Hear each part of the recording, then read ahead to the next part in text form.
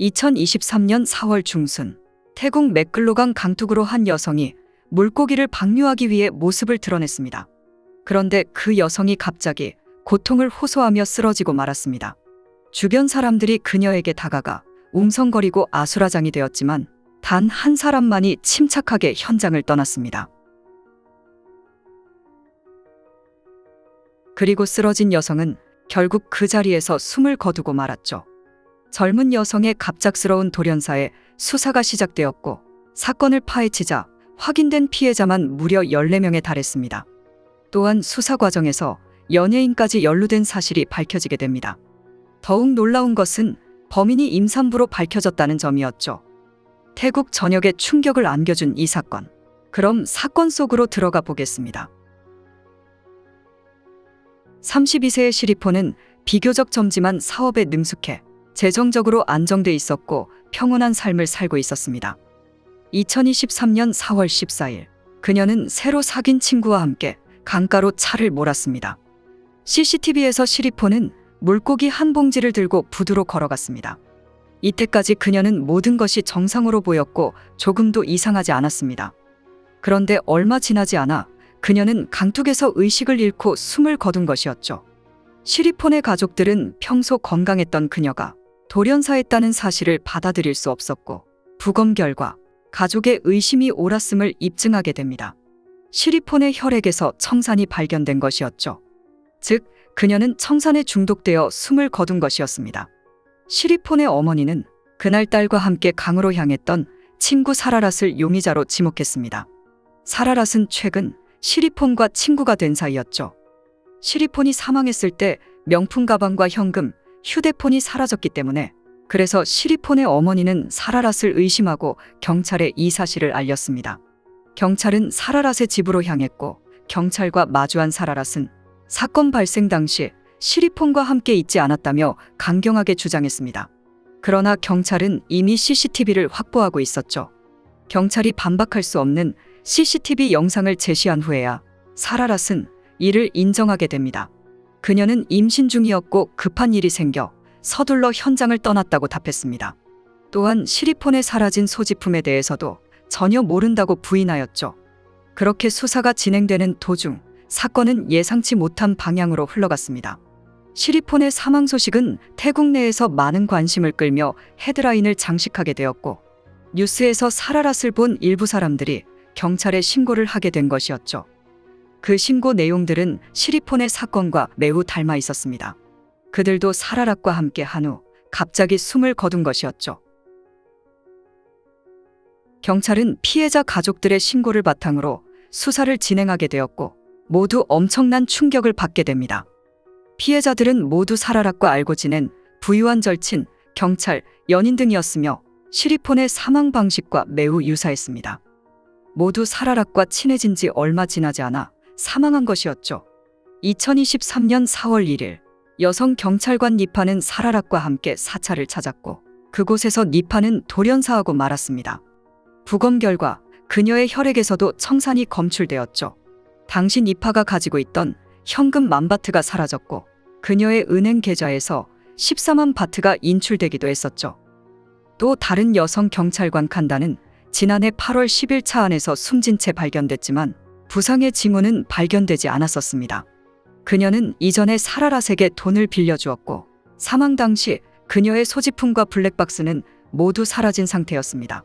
2020년 초부터 3년 동안 무려 13명이 사라랏을 만나 숨졌고 큰돈을 빌려줬던 경찰관 아내인 칸티마만 유일하게 살아남은 상태였습니다. 그녀는 구토를 하고 기절도 했지만 제때 구급전화를 걸어 살았던 것이었죠. 또한 사라랏에게 자주 돈을 보낸 사람이 거의 20명으로 늘어나 실제 사망자는 더 많을 것으로 추정했습니다.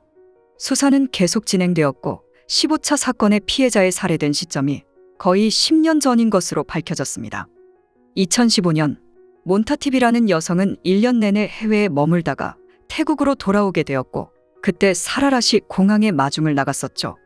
그리고 그녀는 얼마 뒤 세상을 떠나고 말았습니다. 피해자 대부분은 심장마비와 심부전으로 인한 사망으로 알려졌으며 사망 시간과 장소도 달랐고 피해자들 사이에 뚜렷한 연관성이 없어 경찰은 연쇄 사건으로 생각하지 못했던 것이었습니다. 2023년 4월 25일, 그렇게 사라랏은 체포되었습니다. 경찰은 사라랏의 집을 수색했고 아니나 다를까 청산이 발견되었죠. 그렇다고 해서 그녀가 연쇄살인 사건과 연관되어 있음을 입증하는 것은 아니며 기껏해야 청산을 무단 소지했다는 의미일 뿐이었습니다. 경찰이 독살에 대한 직접적인 증거를 찾지 못하자 사라랏은 줄곧 자신의 무죄를 주장했습니다. 그런데 조사 과정에서 경찰은 놀라운 사실을 발견하게 됩니다. 그녀에게 바로 공범이 있었다는 사실이었죠. 그녀는 경찰관인 남편 위튼과 알 수 없는 이유로 작년에 돌연 이혼했고 얼마 후 수티삭이라는 남자를 만나 동거를 시작했었습니다. 불과 몇 달 후인 2023년 3월 12일 수티삭은 갑자기 부정맥으로 사망하고 말았습니다. 또한 수티삭의 재산도 함께 사라졌죠. 더욱 기괴한 것은 이 사건 이후 사라랏과 전 남편인 위튼이 아무 일도 없었다는 듯 동거를 이어갔다는 점이었습니다. 그리고 임신 중인 사라랏의 아이는 수티삭의 아이였습니다.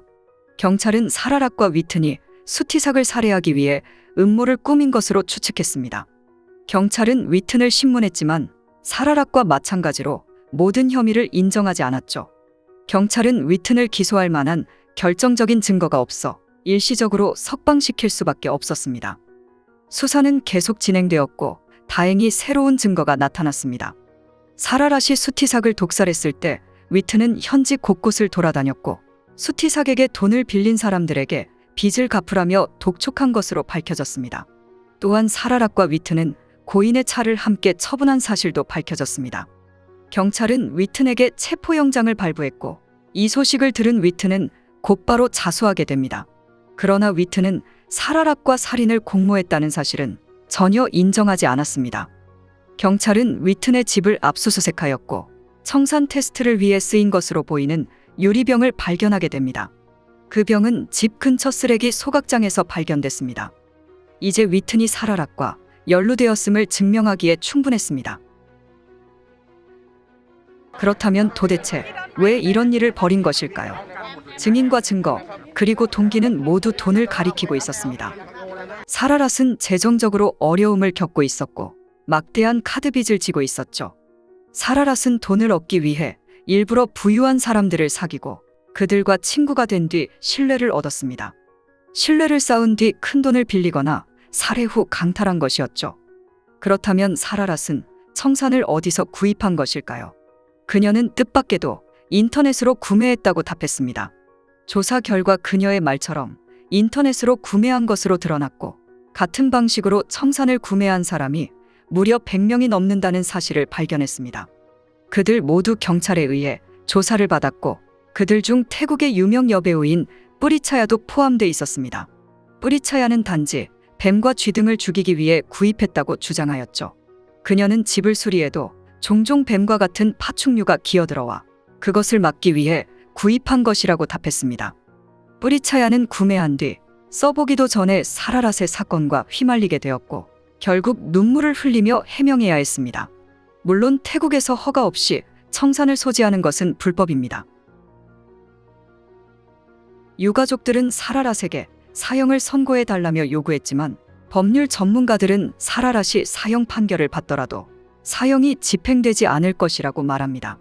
태국 법에는 임신 중인 사형수를 처형할 수 없다고 명시되어 있으며 또한 임산부가 아이를 낳은 후 3년까지 기다려야 합니다. 그리고 그 아이가 태어나고 3년 동안 사망하지 않으면 무기징역으로 감형되기 때문이었죠. 그렇게 아이는 사라랏에게 방탄이 될 수 있는 존재가 된 것입니다. 결국 사라랏은 임신으로 인해 사형을 면할 수 있으며 출산 후에도 아이와 함께 있을 권리가 생겼습니다. 그런데 피해자 중 한 여성은 아이를 낳은 지 한 달 만에 사라랏에게 살해되고 말았습니다. 과연 이것이 공정한 것일까요? 현재도 이 사건은 진행 중이며 부디 법이 피해자 편에 서길 바랍니다.